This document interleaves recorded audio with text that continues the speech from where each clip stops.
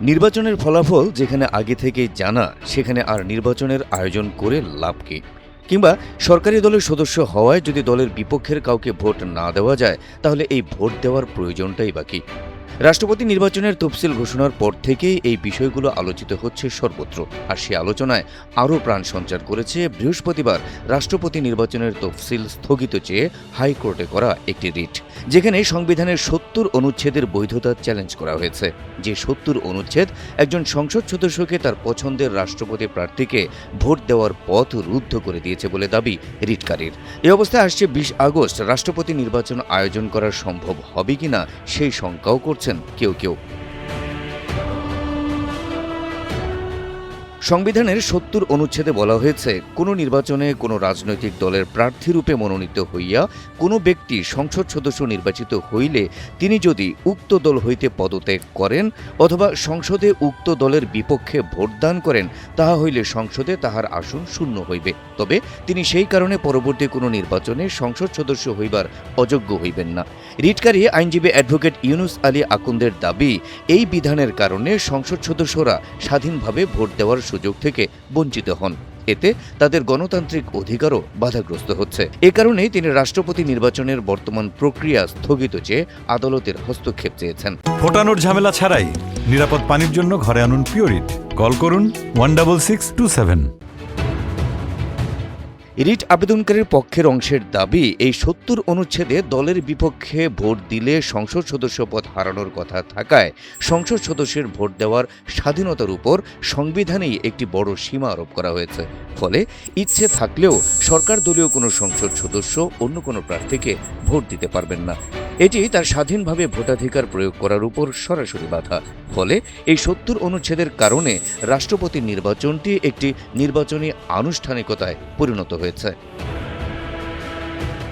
কোনো বিশ্লেষক আবার সংবিধানের ৭০ অনুচ্ছেদটি এই রাষ্ট্রপতি নির্বাচনের ক্ষেত্রে প্রযোজ্য হবে কিনা তা নিয়েও সন্দেহ পোষণ করেছেন।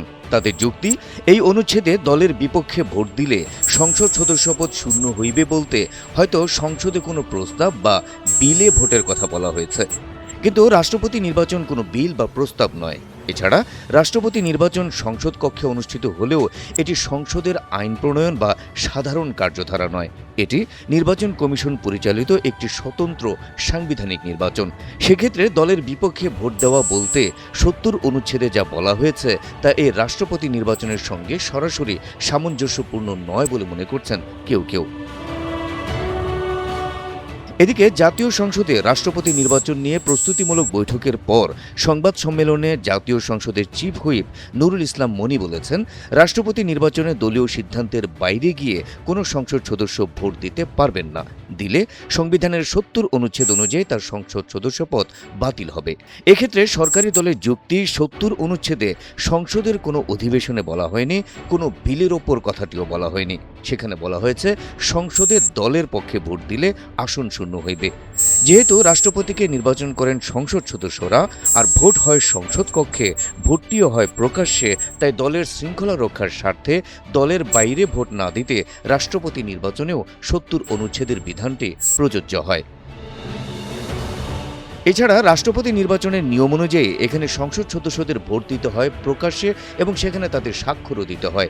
কে কাকে ভোট দিয়েছে সেটি সহজেই দেখা যায়। তাই দলের প্রার্থীকে বাদ দিয়ে অন্য কাউকে ভোট দিয়ে কোনো সদস্যই নিজের সদস্যপদ নিয়ে ঝুঁকি নিতে চাইবেন না। তাই এখানে ৭০ অনুচ্ছেদ প্রয়োগ না হলেও সংসদ সদস্যদের হাত পা বাঁধা। এক্ষেত্রে রাষ্ট্রপতি নির্বাচনের পদ্ধতি এবং ৭০ অনুচ্ছেদের ভাষাগত সংস্কারের প্রয়োজন মনে করছেন অনেক বিশ্লেষক। তাহলে কি ৭০ অনুচ্ছেদের বৈধতা চ্যালেঞ্জ এবং তফসিল স্থগিত চেয়ে করা রিটের প্রেক্ষিতে রাষ্ট্রপতি নির্বাচনও স্থগিত হতে পারে? বিশ্লেষকরা বলছেন, যেহেতু আদালত রিটটি গ্রহণ করেছেন এবং শুনানির দিন ধার্য করেছেন, সেহেতু বিষয়টি যে কোনো দিকেই মোড় নিতে পারে। আর সেটি জানতে অপেক্ষায় থাকতে হবে ১৬ আগস্ট রোববার রিটের শুনানি পর্যন্ত। Habib Rasel, NTV online.